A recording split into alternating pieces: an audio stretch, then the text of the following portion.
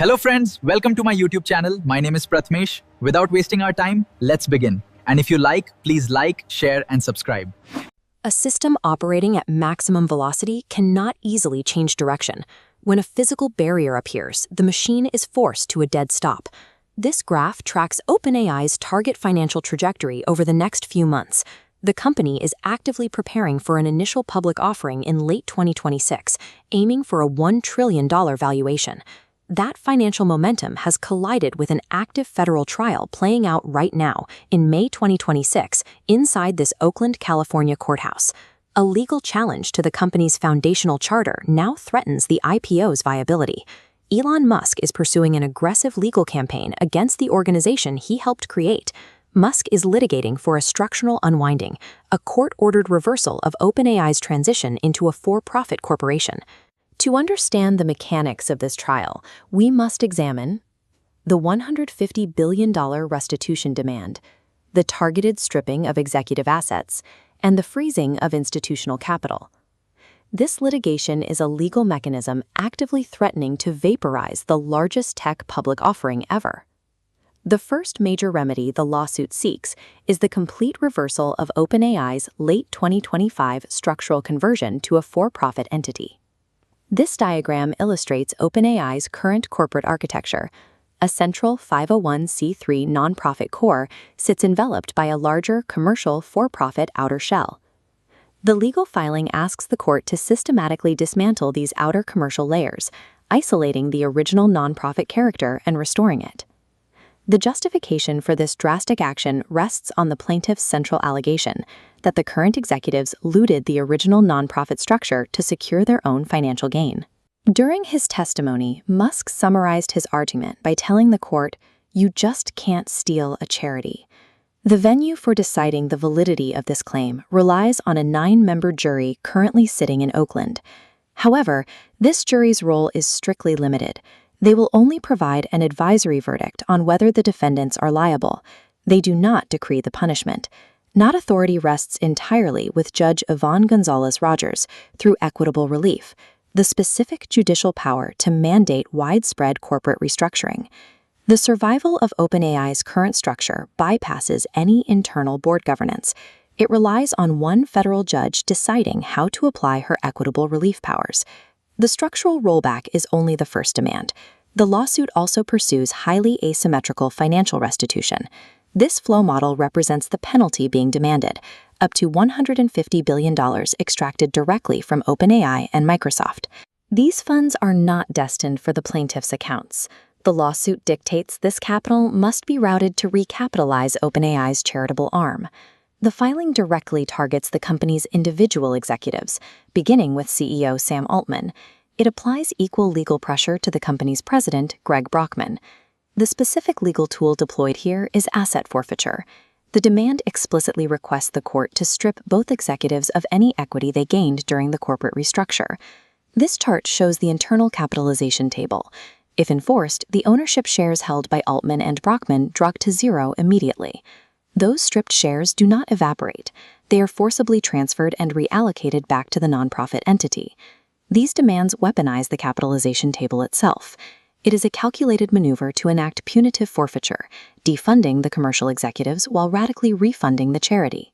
The financial math of the lawsuit is clear, but the outcome depends entirely on the competing historical evidence being debated in the courtroom. Musk positions himself as the original catalyst, arguing he built the foundational architecture of the entity. This matrix visualizes the core claims.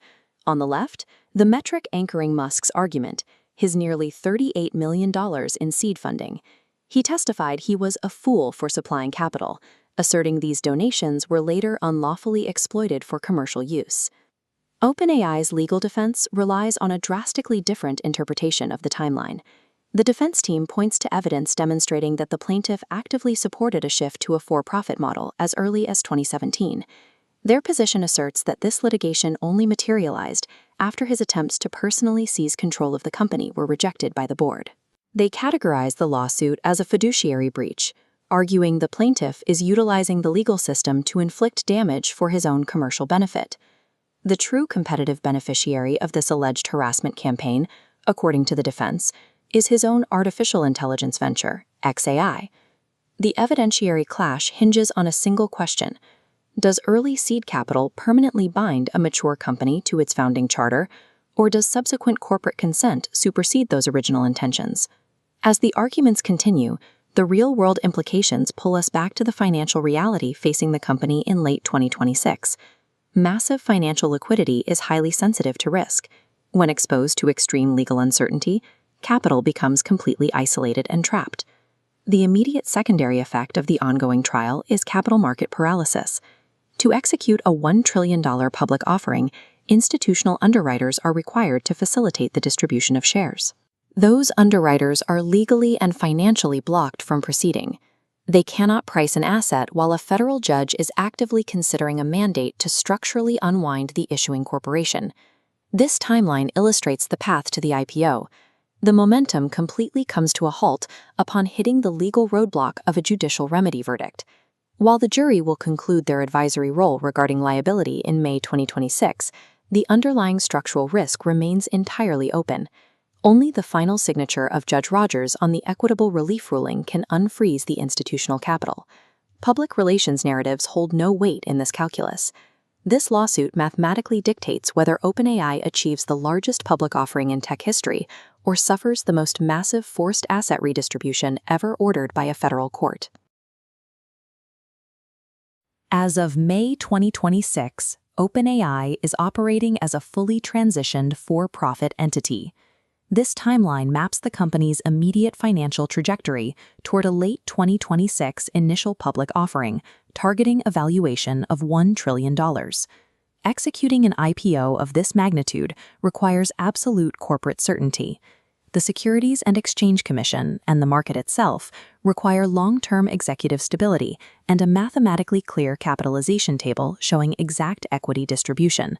Demonstrating flawless corporate stability is an existential requirement for securing the institutional investor confidence needed to sustain a $1 trillion valuation.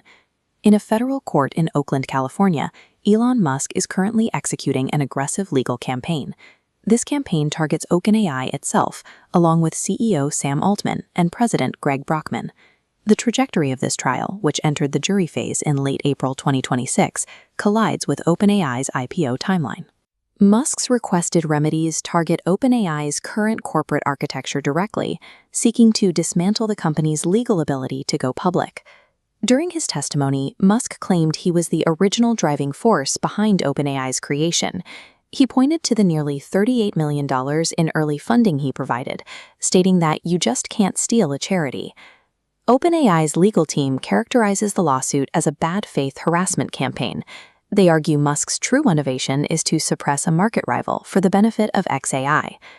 OpenAI's counsel presented evidence claiming Musk actually supported a for-profit shift in 2017 and only sued after his own attempt to take control of the company was rejected. The specific legal remedies that Musk is demanding pose a purely mechanistic, mathematical threat to OpenAI's entire future. We measure this threat by cross-referencing Musk's legal demands against OpenAI's IPO prerequisites. The first collision point occurs where asset transfer meets clear equity offerings. Musk asked the court to strip Altman and Brockman of equity gained during the restructuring. Contested executive equity freezes the capitalization tables required by the SEC.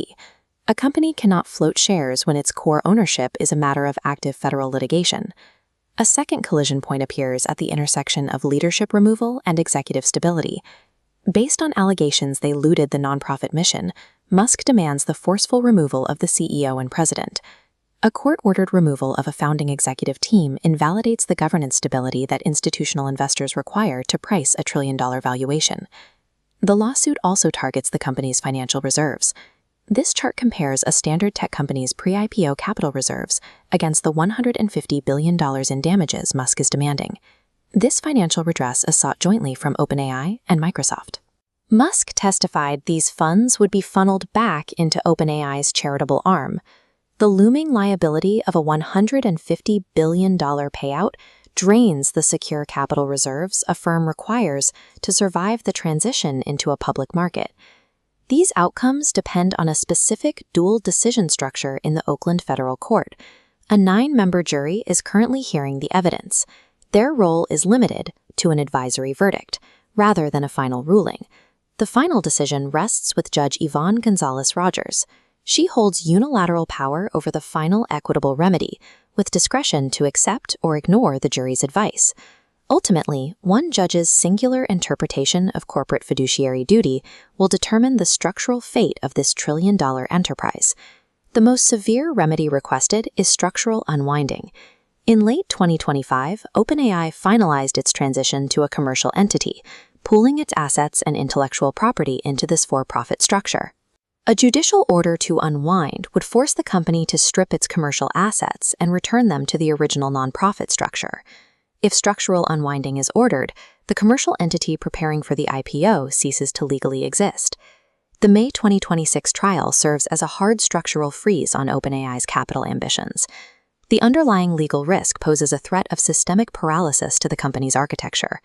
OpenAI currently exists in a state of legal superposition, unable to safely execute its public offering, until Judge Gonzalez Rogers validates the structural integrity of its past.